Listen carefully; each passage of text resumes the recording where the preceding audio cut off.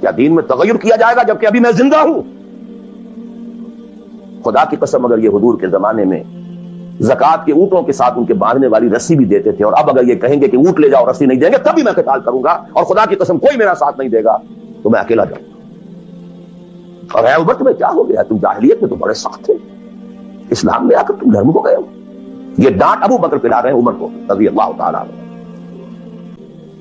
دین غالب ہے تو وہ ساری باتیں ہیں جو ہم نے خوب یاد کی ہوئی ہیں۔ آخر حقوق والدین بھی تو ہے نا، آخر بچوں کے حقوق بھی تو ہے نا۔ یہ حقوق والدین جو ہے ان مہاجرین کو یاد نہیں آئے جو اپنے ماں باپ کو چھوڑ کر مدینے پہنچ گئے تھے۔ یہ اولاد کے حقوق انہیں یاد نہیں آئے، بیویوں کے حقوق یاد نہیں آئے۔ وہ تو فینیٹکس تھے نا، پاگل تھے نا۔ مدینے کے منافقین نے انہیں سفہا کہا تھا، بے وقوف لوگ ہیں یہ۔ انؤمن کما آمن سفہا، these fools, these fanatics۔ یہ ساری حدیثیں آپ کو یاد ہیں۔ فرق ہے، اسلام غالب ہے تو مسئلہ کچھ اور۔ اچھا کھائیں، اچھا پہنیں، نوافل ہے، نوافل پر نوافل ہے، جتنی ترقی کیجئے، دنیا میں کرنا چاہیں دنیا میں کیجئے، روحانی ترقی کرنا چاہیں روحانی ترقی کیجئے، سارے میدان کھلے۔ علم میں، پروفیشن میں، کسی خاص فن میں ترقی کرنا چاہے کیجئے۔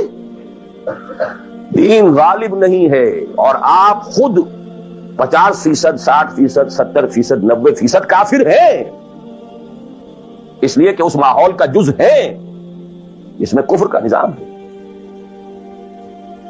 تو پہلا کام تو اپنے آپ کو اس کفر سے نجات دلانا ہوگا، پھر نماز بھی اسی کے لیے ہے۔ وَاسْتَعِینُوا بِالصَّبْرِ وَالصَّلَاةِ، مدد حاصل کرو نماز سے۔ کس کام کے لیے مدد حاصل کرو؟ The mission to make the deen of Allah supreme and aqim الدین۔ نماز اس کے لیے سبسروینٹ ہے، اس کے لیے مدد ہے۔ روزہ اسی کے لیے جنگ کرنے کی صلاحیت پیدا کرنے کے لیے ہے۔ اس لیے 23ویں رکوع میں سورہ بقرہ کے روزے اور رمضان کے احکام میں 24ویں رکوع میں قتال شروع ہو گیا، قاتلوا فی سبیل اللہ الذین یقاتلونکم۔ یہ ساری چیزیں اصل میں ہیں اس مقصد کے۔ 30 برس تھے خلافت راشدہ کے، اس کے بعد ڈاؤن فال، کانسیپٹ سٹارٹڈ چینجنگ، دین مذہب بنتا چلا گیا، سارا ایمفیسس نماز روزے حج عبادت پر ہو گیا، دین کا تصور ہی ختم ہو۔ اور پھر ہم میں سے جو لوگ غلام رہے وہ تو اتنے پھوگر ہو گئے کہ ملا کو جو ہے ہند میں سجدے کی اجازت ناداں یہ سمجھتا ہے کہ اسلام ہے آزاد۔ بہت بڑے عالم دین نے کہا تھا یہ کہ ہمیں کوئی ایسا کام نہیں کرنا چاہیے جو ہماری حکمرانوں کو، انگریزوں کو پریشانی کا موجب بن جائے، اس لیے کہ انہوں نے ہمیں مذہبی آزادی دی ہوئی ہے۔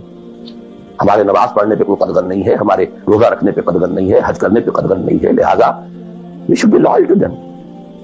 ملا کو جو ہے ہند میں سجدے کی اجازت ناداں یہ سمجھتا ہے کہ اسلام ہے آزاد۔ یہ کانسیپٹ اتنے پختہ ہو چکے ہیں، اتنے پختہ ہو چکے۔ ریچولزم، رسومات رہ گئی، رسم اذاں روح بلالی نہ رہی، فلسفہ رہ گیا، تلقین غزالی نہ رہی، نماز و روزہ و قربانی و حج یہ سب باقی ہیں، تو باقی نہیں۔